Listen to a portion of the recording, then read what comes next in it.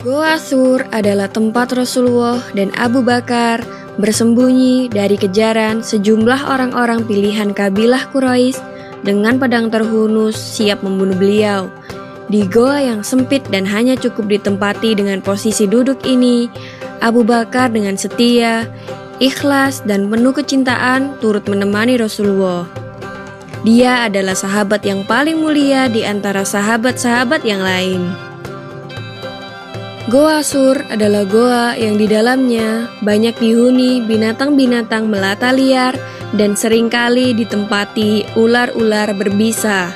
Sebelum Rasulullah memasuki goa, Abu Bakar terlebih dahulu memeriksa keadaan di dalamnya, membersihkan batu-batu dan memindahkan binatang-binatang liar yang dianggap berbahaya. Ketika dirasa cukup aman, ia pun segera mempersilahkan Rasulullah untuk masuk.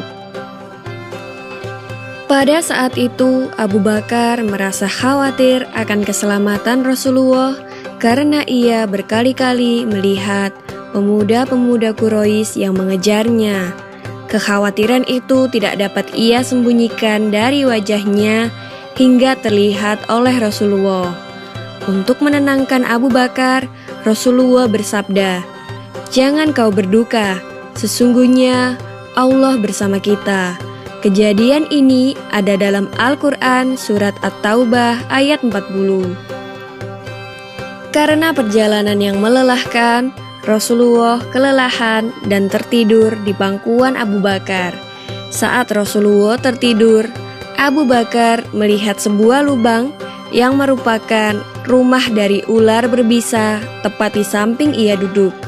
Abu Bakar lalu menutup lubang itu dengan salah satu kakinya. Seketika itu juga, ular berbisa itu menggigit pergelangan kakinya. Abu Bakar tetap tidak bergerak sedikit pun. Sekujur tubuhnya mulai terasa panas ketika racun ular itu menjalar cepat di dalam darahnya. Abu Bakar tak kuasa menahan tangisannya ketika rasa sakit itu tak tertahankan lagi. Tanpa ia sadari, air matanya menetes mengenai pipi Rasulullah yang sedang berbaring.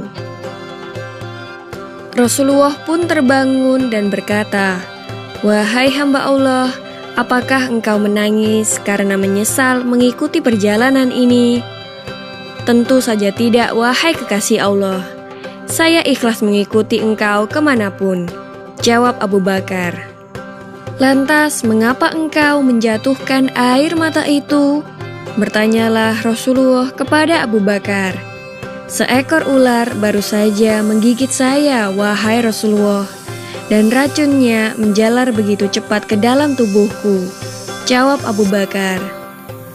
Nabi Muhammad pun lalu berbicara kepada ular itu, "Tahukah engkau, wahai ular, jangankan kaki Abu Bakar, rambut Abu Bakar pun haram kau sakiti. Apakah engkau tidak mengerti bahwa aku adalah utusan Allah?" tanya Rasulullah. Pembicaraan Rasulullah dengan ular itu didengar pula oleh Abu Bakar. Ular itu pun menjawab, "Ya, aku mengerti engkau, wahai utusan Allah. Bahkan sejak ribuan tahun yang lalu ketika Allah berfirman, 'Barang siapa memandang kekasihku, Muhammad dengan tatapan penuh kecintaan, maka sudah pantaslah ia memasuki surgaku.' Aku pun berdoa dan memohon kepada Allah, 'Ya Allah yang Maha Pengasih, berilah aku kesempatan untuk memandang wajah kekasihmu dengan penuh kecintaan.' Lanjut sang ular. Allah lalu berfirman, 'Pergilah ke Jabal Sur, tunggu di sana, kekasihku akan datang pada waktunya.' Ribuan tahun aku menunggumu di sini. Selama itu pula aku menahan kerinduan untuk berjumpa dengan engkau, wahai Rasulullah. Namun ketika aku hendak keluar, kaki Abu Bakar menutupi lubang rumahku. Maka kugigitlah dia. Aku sama sekali tidak ada urusan dengan Abu Bakar. Aku hanya ingin bertemu dengan kekasih Allah," jawab ular itu.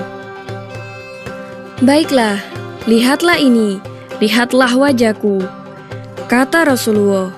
Kemudian Rasulullah pun segera memeriksa pergelangan kaki Abu Bakar. Dengan mengagungkan nama Allah Subhanahu wa Ta'ala, Nabi Muhammad mengusap-ngusap bekas gigitan itu dengan ludahnya. Seketika rasa sakit itu hilang tak berbekas, dan kaki Abu Bakar pun kembali pulih. Demikianlah salah satu mukjizat yang diberikan Allah Subhanahu wa Ta'ala kepada Rasulullah untuk mengobati kaki Abu Bakar yang tergigit ular.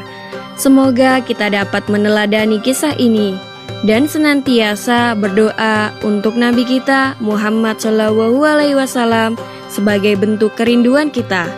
Amin ya Rabbal Alamin.